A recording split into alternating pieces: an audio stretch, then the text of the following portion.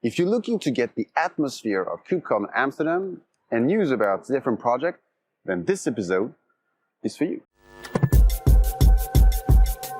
Welcome to Is It Observable? Today's episode is a bit special. Here we are live from Kubecon Amsterdam. And I will try to walk through the conference, share the atmosphere, go to different booths and look at the various products that are showing and exposing. And of course, we will look at the CNCF projects that are exposing on the CNCF pavilion. So if you want news about CNCF technology, follow me in Kubecon.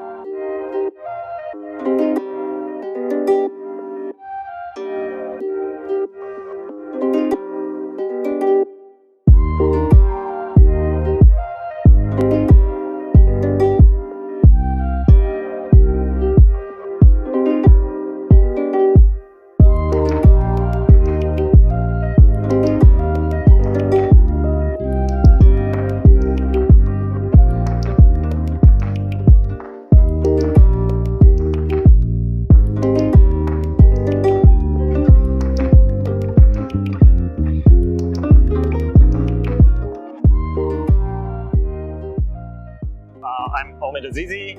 I'm a maintainer of the Pixie project. I work primarily on the eBPF component of Pixie, and so we can talk more about that. But yeah, part of the core Pixie team. So if we are here at Kubecon Amsterdam, do you have any news or anything to share about Pixie? Yeah. I mean, for those who are familiar with Pixie, it's an observability platform for Kubernetes.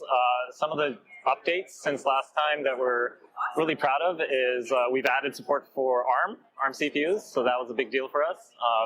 A lot of things are moving over to ARM, and so that's an important capability to have in Pixie.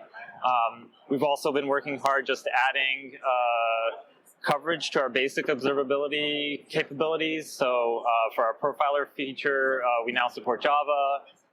For our protocol tracer, we've added more protocols like AMQP or RabbitMQ. So these kind of broadening of the scope of what we're able to observe, we've been working really hard on those. All right. Yeah. Oh, and the last thing I should mention is another big news is that we have applied for incubating status. So we're a sandbox project currently, but we've applied for CNCF incubating status. So we're excited about that as well. Awesome. So maybe could you walk through your solution? Sure. So Pixie is an observability platform that is based off of eBPF, as I mentioned. The basic philosophy behind Pixie is that as an application developer or SRE, you want to be able to jump in to your application and not have to change any code or even redeploy your applications. So you want to just be able to deploy Pixie, jump in, and see what's going on. So let's take a look at what that looks like. So if you have an existing cluster, you deploy Pixie, and then you give it a few minutes to get going. Once you come to Pixie, what you'll see is something like you see on the screen here. So what Pixie is doing is using eBPF to automatically snoop the traffic every time one pod sends a message to another pod. And with that information, we're able to get a service map of everything that's all the communication within your cluster. So if we drill in a little bit here, just zoom in here, we can see, for example, there's a load test in this sock shop namespace. We see that it is communicating with a front end. That front end is communicating with a user service. There's also a catalog service. You kind of get an overview of everything that's happening inside your cluster. Again, no code changes or redeployments required to get this information. And I see that there is a different color. So what is the red arrow and yellow means? Perfect. I was just about to jump into that. So as you hover over an arrow, you get a little bit more information about what's happening between that pair. And so here we see that this load test, as it's talking to the front end, it's sending 96 requests a second. The error rate is 2.5%. In this instance, we've chosen to color the edges based on the error rate. And so because there's 2.5% errors on this pair, that's why it's red. And an error here, I mean, Pixie's snooping all the HTTP messages, so it parses all that information and can get the context out of it. So the error is defined as anything that's a 4xx or 5xx response code, anything that's not 200. And so we're getting some errors. That's something to investigate, right? Something's wrong here if we're seeing 2.5% error rate. And so we'd want to drill deeper.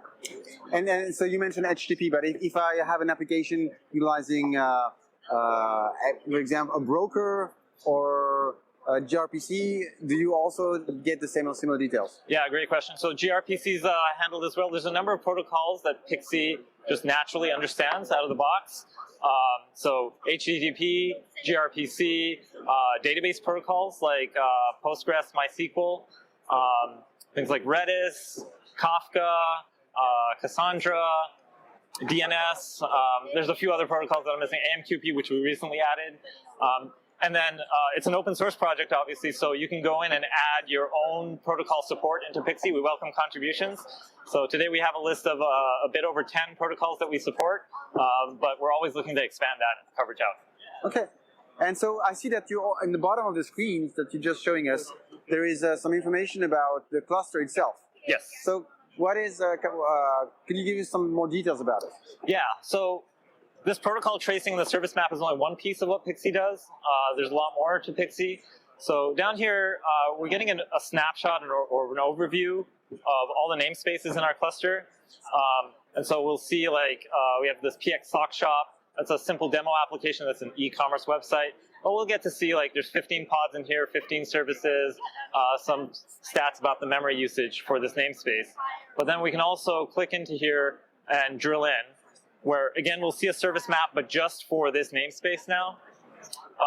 In addition, you'll get to see a little bit more detailed stats about the services inside this namespace. So we'll be able to see, for example, that front-end service that we were looking at earlier, we get to see the latency profile there. We'll see, based on the HTTP requests, how much throughput it's experiencing, but you can get all the different services within this namespace. And then if we go down further, you get a list of the pods. And so for the pods, again, you got some information about how much memory they're using, what time they were created. But I think where it gets even more interesting is if we drill into one of these pods. So if we click on the catalog pod, for example, now we get detailed information about this one particular pod. We'll see for this pod how many requests per second it's sending. No errors on this one, that's good news. The latency profile over the last, I should mention this is over the last 5 minutes, but you can change that. You also see how much CPU this is using, only 2.5% CPU for this pod, so probably okay. We'll get to see all the table stakes stuff, like how much network it's using, the disk I/O, and then information about its resident set size and the virtual memory it's using. And just, I see CPU usage, but from the Kubernetes perspective, if you don't define properly your limits and your requests, you could be throttled. So do you have any information about all the throttling on the container, or? So we're not showing in this view how much, like whether it's been limited or not, right? And that's something that you can go and kind of correlate with the Kubernetes information. But what we do offer is, if we go down further, when we're talking about CPU usage, if you're worried about like performance issues or performance bottlenecks, at the very end of the page, you see essentially a profile. And so with eBPF, we're constantly sampling the CPU utilization where it's spending its time. So it's a continuous profiler, it's always on. And so when you do hit a performance issue related to the CPU, you can jump in here and see, hey, where's my application spending the majority of its time?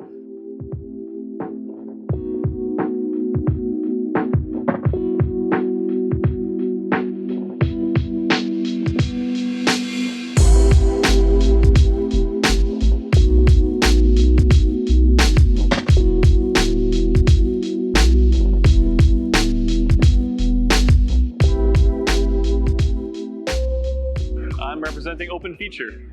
So what is OpenFeature all about? Well, it's our second Kubecon EU, so you may be familiar with us, but if you're not, basically we're an open standard for feature flags. So the idea is you can basically target one API in your code, just include one SDK, and have the ability to have feature flags powered by your own homegrown tool, maybe just environment variables, or even like a more mature vendor that allows you to do user targeting, that kind of thing. So you can kind of think about it like open telemetry for feature flagging.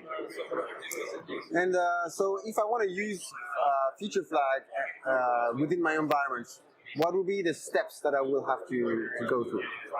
Well, yeah, so I think if say you're just using your own homegrown service, you would do something like just include our API via our SDK in your code base, and then use a provider. And that's kind of like the adapter layer that you plug into the API so that you can talk to whatever backend you're using. So if this was your own homegrown solution in your enterprise that already existed, you just implement an interface, write a few methods, and you can communicate with whatever system you're using. Then if you decide you need the maturity of a vendor, you can switch to that vendor later with almost no changes in your code, basically a single code change to get all that benefit. And on top of, when I enable feature flag, I also probably worry about, is it really working? Do I have some feedback? Do I have some observability that get out of OpenFeature as well? Yeah, that's a great point. So one of the coolest things I think about having a common standard for something like feature flags is that it allows us to facilitate an ecosystem for extensions, extensibility, and various ways, right? So one of the most popular extensions we have is our OTel hook, Open Telemetry hook. So what that allows you to do is get telemetry data that observes the semantic conventions for feature flagging into your telemetry provider with just a single line of code. So you just have your OpenFeature API, you add a single plugin, and now all of a sudden, what the user saw, which variant they had, relevant information that factored into the feature flagging decision is all in your telemetry provider, and you can make sure things are working as expected. You can even correlate certain feature flag variants with error rates or with performance, for example. So that's one of the really cool things about creating an ecosystem, is that people can extend it and everybody can reuse those really cool kind of pieces of code. Could you show us a bit how it looks like and how it works in general? Yeah, absolutely. I guess the first thing that's useful is this is like a code snippet that would kind of show you just evaluating a very basic feature flag. So what you see here is just we're getting a Boolean feature flag value. The flag name is with cows in this case. We also set a default. But kind of the key part, the key differentiator with OpenFeature is you can see the first line of code, we're setting a provider. So this is the thing that allows you the flexibility of kind of communicating with any backend, any flag source of truth that's relevant for your system. So yeah, this could be an adapter for a vendor. It could be, again, your own homegrown solution. But that top line of code is what allows us to be completely vendor neutral, completely solution agnostic. In terms of an actual demo, what I can show you is kind of a little demo here that shows you kind of a few different levels of maturity within feature flagging.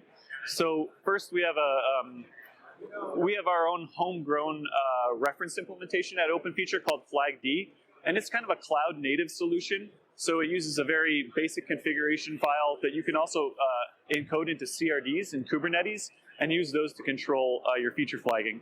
But we can do things like dynamically change the color of our app, for instance. And we can also do more advanced stuff like specific user targeting.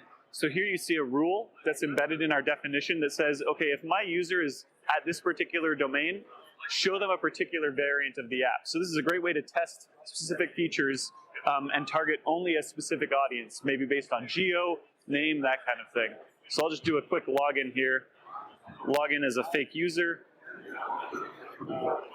And you'll see my app reacts accordingly because that user's at the domain in our targeting rule. And so here in this example, here you're showing the fact that you can also implement feature flag on the UI functions, because here it's the color impact mainly the experience of a user from a UI perspective. So you can utilize feature flags on web layers and also on, I would say, application layer as well. Yep. Absolutely. So right now we've actually spent a lot of time on our client specification, which will allow us to help people with kind of more UX-focused concerns. So just like you're saying, there's some feature flags that maybe impact an algorithm in the back end or something like that, more on the server level. And then there's a whole bunch of UX applications for feature flags as well. And those typically take place in the client. They don't have to, but generally they do. So we've spent a lot of time recently enhancing our specification to support client-side use cases. So that's what you're seeing here. The last thing I'll show you, I think that is particularly interesting for our project is the fact that we're vendor neutral. So you can see, so we can switch our backend provider kind of seamlessly here from one to any other. And you'll see the app immediately reacts because it's now just pulling feature flags from a different source of truth. So going from our reference implementation, our cloud native implementation, to a particular vendor, for instance.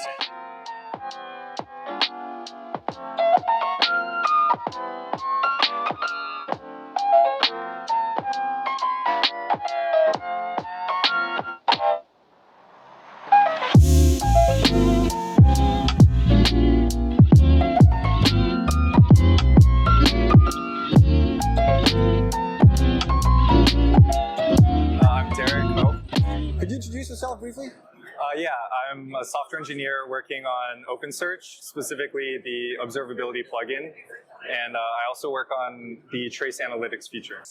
Related to Kubernetes or to OpenObservability in general. So do you have any specific announcements related to OpenSearch? I do not have any specific announcements, but we do have a Helm chart and a Kubernetes operator that makes it really easy to deploy OpenSearch on Kubernetes. Cool. So at the end, if I want to utilize OpenSearch and take advantage of the observability layers, do I need to deploy any specific plugin, or it's come out of the box? No, OpenSearch comes out of the box with all of the plugins listed here. So everything you see on the side panel comes with it, and Observability is one of those plugins. Okay. Yeah. And so in terms of observability, there is a lot of different pillars, metrics, traces, logs, and even more. So how are you able to ingest observability data in OpenSearch? Yeah, so that depends on which pillar you're talking about. Obviously, like metrics may be coming from Prometheus, which you can add as a data source to view them in our metrics analytics feature. Our playground doesn't really have any sample data for that right now. Logs is kind of like very free form. You can kind of like ingest it in any format, and we're able to show it in the event analytics feature right over here. And then traces, we currently support both Jaeger and Data Prepper. So Data Prepper is another layer that does some transformations on top of your trace data that allows you to extract service map details and other insights from your trace data. So if I'm generating OpenTelemetry, do I need to use a specific plugin to send the data to in the OpenTelemetry collector? Do I need to use a specific output plugin to send to OpenSearch, or you can ingest OTLP? No, we have an exporter that sends OTLP to Data Prepper, and then Data Prepper sends it to OpenSearch. So Data Prepper is like a sort of bridge yes. to get the data. Yeah. All right. Could you walk through a bit how if I have a dashboard and if I want to look at traces, what is the experience in OpenSearch? Yeah, definitely. So that depends on which type. I'm just going to kind of go with the Data Prepper example for now. So assuming you have your pipeline set up already, which is kind of like your source going to the OTel collector, going to Data Prepper, going to OpenSearch, you'll see this dashboard populated right away in the trace analytics feature of the Observability plugin. Here we've done some, Data Prepper has already done some enrichments on top of your OTel data. For example, creating this concept of a trace group, which allows you to kind of group your traces more into a logical way of like organizing them. For example, you have a create order trace group, you have a MySQL trace group, and this dashboard page kind of shows you each trace group as well as some very basic data about it, such as the latency and how much it varied as well. So like we can see that it shows the 95 percentiles as well as like the overall range. It also shows you average latency, error rates, and also links you out to places where you're more easily able to see the traces themselves. Going down here, we have a service map as well. So this is generated via the Data Prepper component. It basically runs some aggregations and is able to kind of like give you an idea of how your stack looks. So for example, in this case, your inventory service is connected to your recommendation, payment, database services. And you can also see kind of like what is the latency, error rate, and throughput as well from each of these services as well. So it's a very easy way to visualize each of these services and their connections. And we also have some regular dashboards over here representing your trace error rate over time and your traces over time. Going on from the dashboard page itself, we also have specific pages for traces overall as well as services overall. So in this situation, you can click on a specific trace ID and you can gather more insights on that specific trace. So for example, you can see what percentage of time is spent in each specific service within that trace, as well as a way to easily visualize the spans that make up that trace in this, as well as kind of like the raw data here, which is the data prepper enriched documents over here. And so if I get some, I have some services with a service map. Let's say that I have a problem or an alert. So how do you drill down, or do you have any anomaly way of alerting or Yes. generate anomalies based on definitely. the observations? So we actually have, alerting is another plugin that we have. I'm not on the team, so I'm not a huge expert, but I do know that we have this concept of monitors. And these monitors can have different triggers. And these triggers could be on the document level, it could be on the query level. So if some specific query breaches some threshold, you can have an alert sent out via SNS, via Slack, whatever, webhook. And we also have anomaly detection.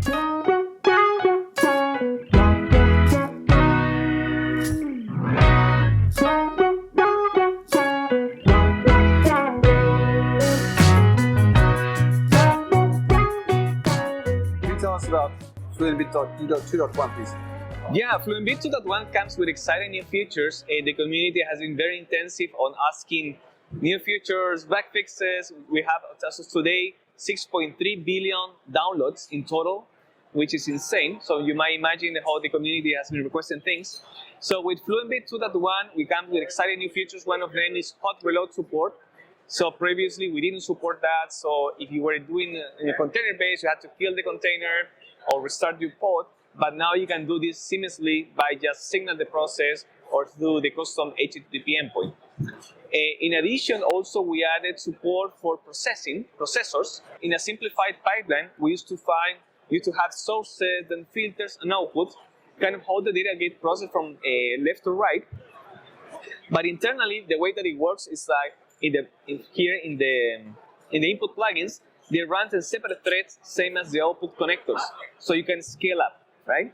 But you might imagine and think that in the engine, we do all the filtering phase, all the enrichment. But if you have 10 filters, 20 filters, as many big customers and users right now, it can become the bottleneck.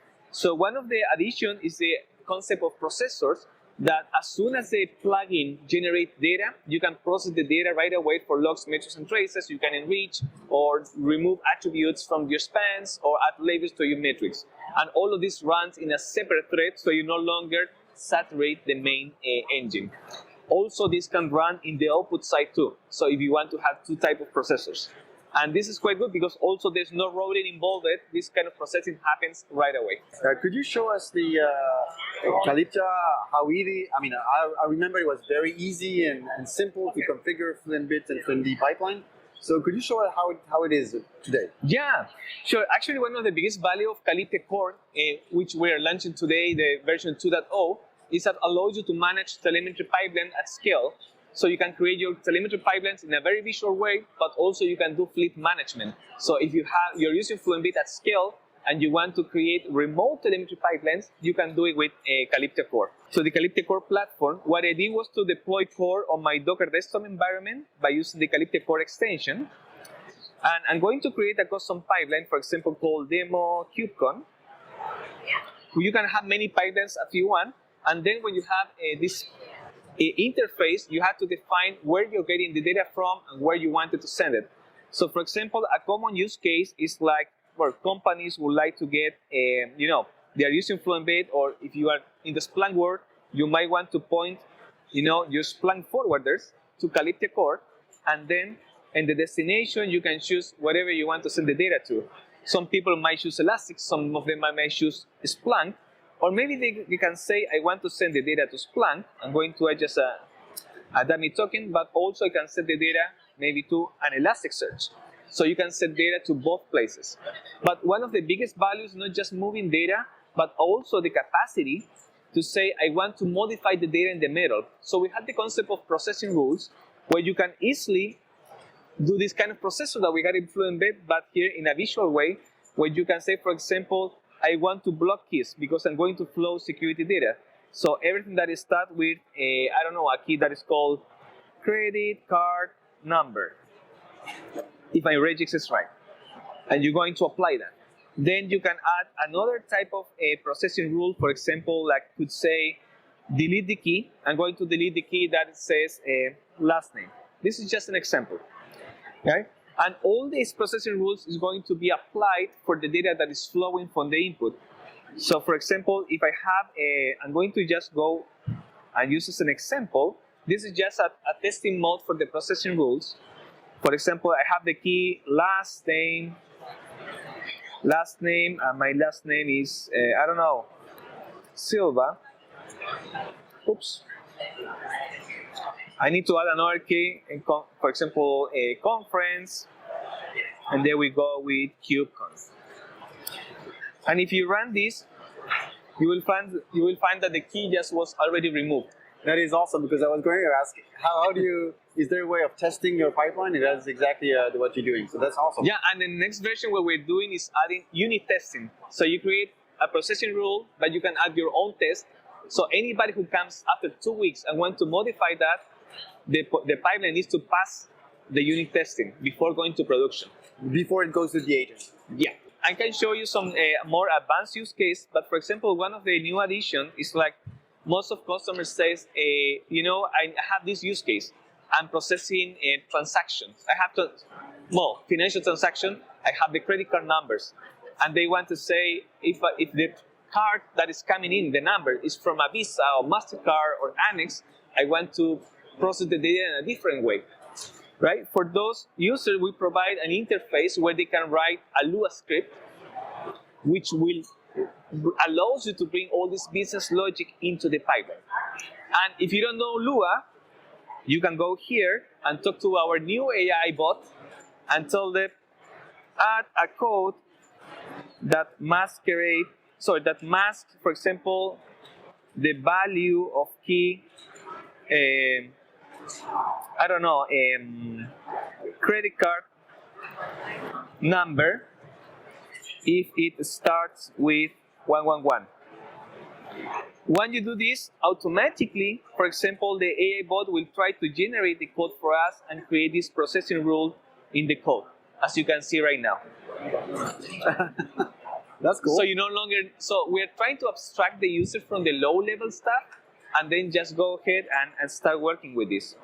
And so, for example, when you get this processing rule, it's already working, you can say just save and deploy, and then the pipeline will start working.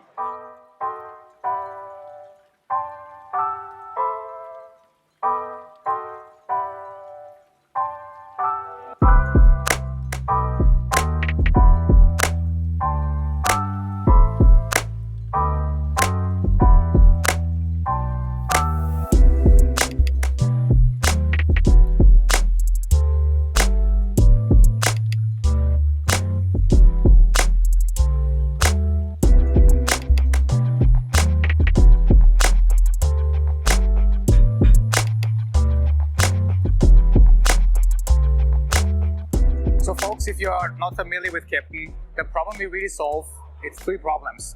Technically, we are extending the Kubernetes pod scheduler, which means we sit in the heart of what's happening in Kubernetes as you're deploying to Kubernetes, however you deploy. The first problem we solve, as you can see here, we make your Kubernetes deployments observable. Henrik, you are Mr. Is It Observable. I hope you will really like this. What that means is we actually, whether you deploy one deployment or multiple deployments that belong to an application, we are creating an open telemetry trace, showing you everything that happens as Kubernetes is deploying your changes, allowing you to figure out where are deployments failing, where are they slow. Great for troubleshooting. The side benefit is we also get metrics, your DORA metrics, deployment frequency, deployment time, and the success rate. So this is stuff that you just get by installing the Keptn Lifecycle Toolkit and enabling it for your namespace. And so automatically for all of your deployments, you get your DORA metrics and you get your traces to do troubleshooting on failed deployments. That's the first thing. The second thing we do, because we sit in the pod scheduler, we are at a position where we can do pre-deployment checks and post-deployment evaluations. What does this mean? Pre-deployment, we are shielding your Kubernetes cluster from bad deployments, or maybe we are shielding your deployments from being deployed on a cluster that is currently not ready. So we allow you to define and write your own functions and say, before somebody wants to deploy on Kubernetes, I want to validate that. What do we have here? My external dependencies are ready. Or do we have all the approvals? So you can actually bring checks that you would normally have in your pipelines into the heart of Kubernetes. So shielding bad deployments before they impact your server.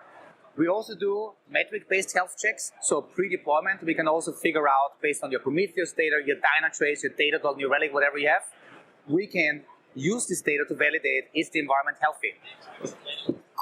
You mentioned the Keptn metrics server. So the way we're actually pulling this data in, we have standardized the way we are pulling any type of observability data that you may already have in Kubernetes or that is external to Kubernetes into Kubernetes through what we call the Keptn metrics server. You can define metrics. Keptn pulls it in from Prometheus, Dynatrace, Datadog, and makes it available to not only Keptn, but to everyone that needs observability in Kubernetes to make decisions. But at the end, with these components, because you're making the connection with the metric server to any solution on the market, you can query that metric for other purposes. Exactly. In other use cases. Exactly. Typical use cases, Argo rollouts, they need to make decisions on whether a rollout is good. So you can now query the data that comes from the Keptn metrics server, and you don't have to do point-to-point integration with all the other observability tools. Same is true for KEDA. I think you did a session on KEDA or HBA. I'm sure there's many other tools in the cloud-native space that need observability data to make decisions. And basically, we provide you now a simple interface because the Keptn metrics server provides all the metrics we pull in through Prometheus and also the Kubernetes metrics API. To finish my third use case, so we can do pre-deployment tasks, but we can also do post-deployment evaluations. Because Henrik, just because we deploy into Kubernetes and your pods are healthy doesn't mean your application is ready. It doesn't mean everybody knows about it. So what we do, we allow you with the same function concept. You can write functions that we execute after the deployments are done by the Kubernetes pod scheduler to notify people, right? Slack message. To what else do we have here? To execute end-to-end tests. That's another big thing. And again, validating from your observability platform, is your application really running? Are your users using it? Do you have high failure rate? Are there any strange things in the logs? We do this all as part of our Keptn Lifecycle Toolkit. So to sum it up, we make your Kubernetes deployments observable so that you know who is deploying what, and if something fails, why does it fail? And we bring the checks that you normally put into pipelines, Jenkins, Argo, GitLab, Azure DevOps, core into the Kubernetes space so that whether you are running pipelines or whether you are doing kubectl apply, you always are sure that you enforce your policies pre and post deployment. That's what we do, Keptn Lifecycle Toolkit.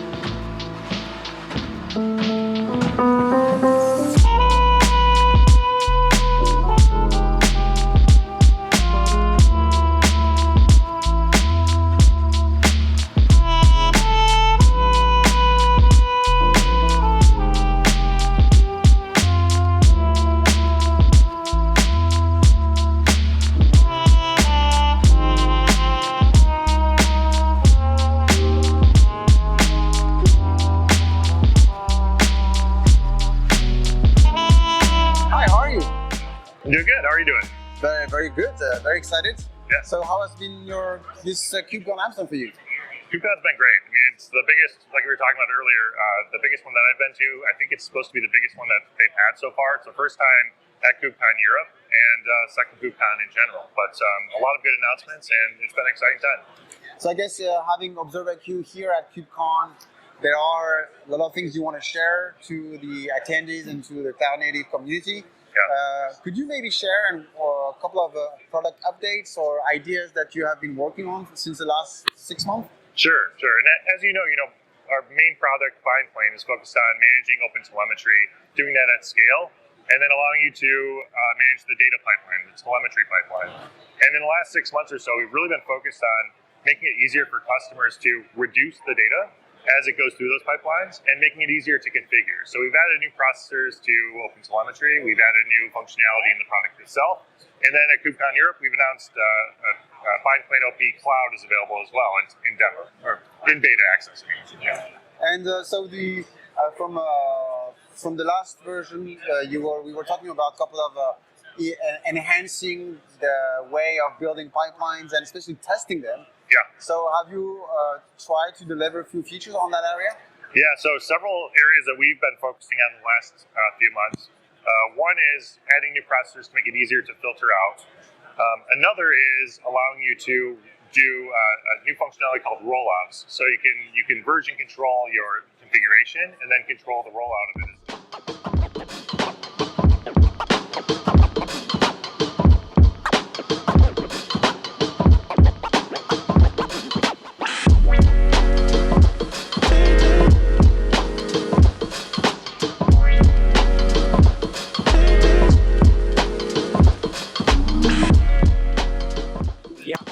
My name is Roman Khavronenko.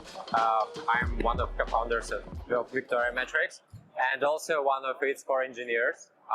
So I'm working on engineering every day, and we're trying to deliver a good product for open source communities. So which solution have you built? It's written Victoria Metrics, so that I guess you're representing Victoria Metrics. Yeah, so Victoria Metrics is an open source time series database, and the whole ecosystem of additional tools for collecting metrics, storing metrics, preprocessing metrics, visualization metrics. So we actually providing monitoring solution with the open source time series database inside. We usually use on a high scale to replace solutions like Prometheus. We're trying to keep up with compatibility with Prometheus. So basically, we can totally replace Prometheus with the same configurations, alerting rules, dashboards, Grafana integration, the same, but scalable. We have a multi-tenancy, native multi-tenancy, where you get isolation for your data, basically namespace or team ID, whatever you said. They will have total isolation for data of each other. And also you can build a custom multi-tenancy based on labels. Our API helps to enforce labels applying to every query that are sent via some URL, for example, via Grafana data source. So you can say only environment prod metrics can be fetched via this data source, and it will be strictly applied to any query sent from Grafana. So yeah, you can get both flexibility and total isolation if you need it. So then when you are in Grafana, the user is building PromQL, or you have your own query language? We actually have our own query language. It is called MetricsQL. It is backward compatible with PromQL. So if you switch from Prometheus, you don't need to change anything. All queries will continue to work. Plus, additionally, in MetricsQL, we have a lot of additional functions which will help you in everyday work. Okay. And so if I want to take advantage of Victoria Metrics, let's say I have a Kubernetes cluster, what would be my journey to take advantage of Victoria Metrics? Yeah, so with Victoria Metrics, you get scalability out of the box. So you can scale horizontally whenever you want. That's one of the features. And the second is that we are far more efficient than Prometheus. So basically, if you switch to Victoria Metrics, you will get resource usage reduced, which is quite important right now because many companies trying to cut the costs. Yeah, and that's one of the main benefits. And also, when comparing to other scalable, horizontally scalable solutions, we are simpler to use. That's one of our mottos. Like, we provide simple and reliable monitoring for everyone. And so if at the moment you're supporting the collections of Prometheus data from the exporters, and now as you know, OpenTelemetry has released OpenTelemetry metrics. So how can I send my OpenTelemetry metrics to Victoria metrics? Yeah, so we are working on supporting OpenTelemetry format for metrics. We have almost merged this pull request for getting this support. So you can expect it in like next month or so to be available already in the new release of Victoria metrics. So you'll be able to use OpenTelemetry format. So are you planning to provide an OTLP ingest endpoint, or are you going to provide an output plugin for the OpenTelemetry collector? No, it will be like ingestion point with OTLP support. Okay, all right. And you are here now at Kubecon Amsterdam. Yeah. Do you usually when we are here, there's only things we are glad to announce. So do you have any specific announcements related to Victoria metrics? Yeah, sure. So there are two major things that we are working right now. One of them, we open sourced our Graphite language support. So basically, you can now send Graphite queries to Victoria metrics as you did with Graphite solutions previously, and it will work. So additionally to PromQL, we now support Graphite query language in open source, which is quite cool for people who migrate from old solutions. And another announcement is that we actively working on the solution for logs, and it will be called like Victoria Logs. And we think it will be as efficient as metric storage that we did.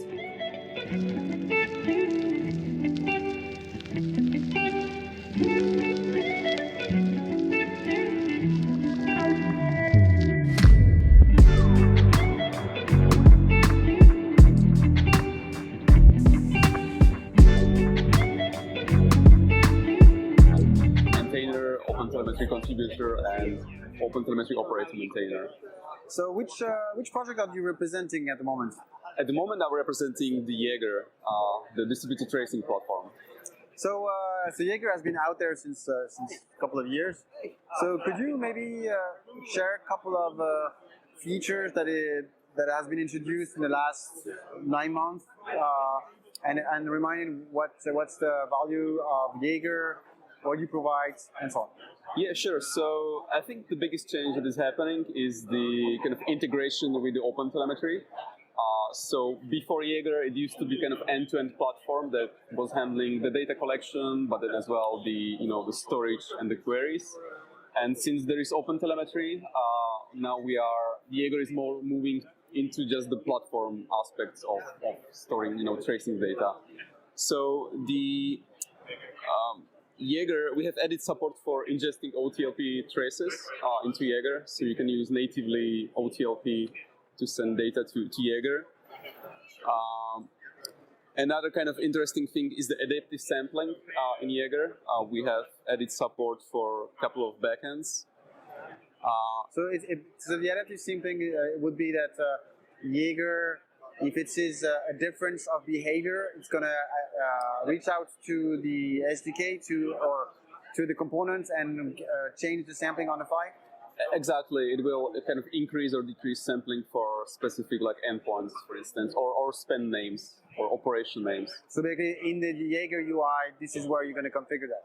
No, it's Jaeger will do it on your behalf. It's not configurable by user. Okay. Yeah. And then the clients, Jaeger SDKs or OpenTelemetry SDKs will, query Jaeger collector for updates of the sampling configuration. So let's do the overview. So this is the kind of the main page, the index page, which allows you to search for traces. So in this case, I have Jaeger running locally in Docker Compose with some microservice-based kind of application. When I hit the search traces, it will give me kind of the traces that I have in Jaeger. And I can query by operation name, the service name. I can choose the tags or the attributes that I want to have in those traces. And obviously the time range. Now what we get here is the list of traces. Let's say this one. I get this Gantt chart or like timeline node as we get in pretty much all tracing tools. And yeah, it's very similar in all the tools, right? If we see the spans, if we click on it, we get the text, our attributes, and the process information. And there is two other tabs. I see that system architecture and miner. Could you talk briefly on this? Yeah, the system architecture, it shows you kind of the services and the databases that are emitting some tracing data. And you see as well the number of calls, right? So in this case, the test executor, it called the UI 17,000 times. Yeah, it's pretty simple at this point. In this case, I'm running the in-memory storage with Jaeger, so this is kind of calculated in memory. If you are using something like Elasticsearch or Cassandra, there is a Spark job that gets the data for a given day into memory, calculates the dependency links, we call it dependency links, and stores it back to the storage, and then Jaeger query can, get the data. So at the moment, your main storage is going to be Cassandra? There is a Cassandra, there is in-memory one for the basic kind of to play with Jaeger. Then there is a Cassandra, Elasticsearch, Badger. There is as well a gRPC plugin that allows you to implement your own kind of storage. And I think there's as well support for ClickHouse. Okay. And what about the monitoring? What is this? Yes, so the monitor tab is kind of recent addition to Jaeger. It integrates with Prometheus. So in this case, I have a Prometheus running, and the Jaeger UI or Jaeger query is doing PromQL queries to Prometheus, and it allows me to show you the RED metrics for a given service. And these metrics are kind of created from the spend data, so from the spends that the Jaeger receives. The Jaeger itself, it's not creating these metrics. There is as well OpenTelemetry collector with a span metrics processor.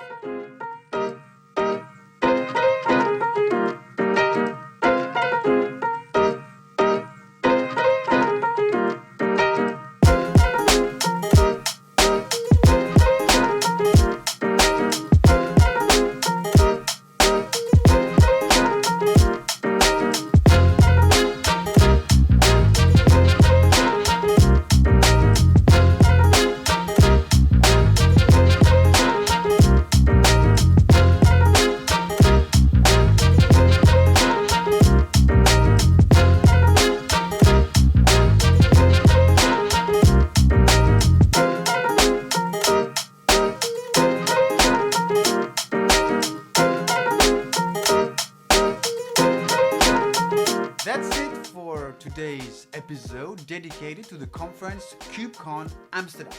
As you can see, we delivered a couple of interviews related to the project OpenFeature, OpenSearch, Calyptia, and more. In fact, I have recorded so much interviews and a couple of atmosphere of the conference that I can produce a second episode. So if you're looking for more interviews and have more news of other projects, then be patient. I will deliver soon the second part of this episode.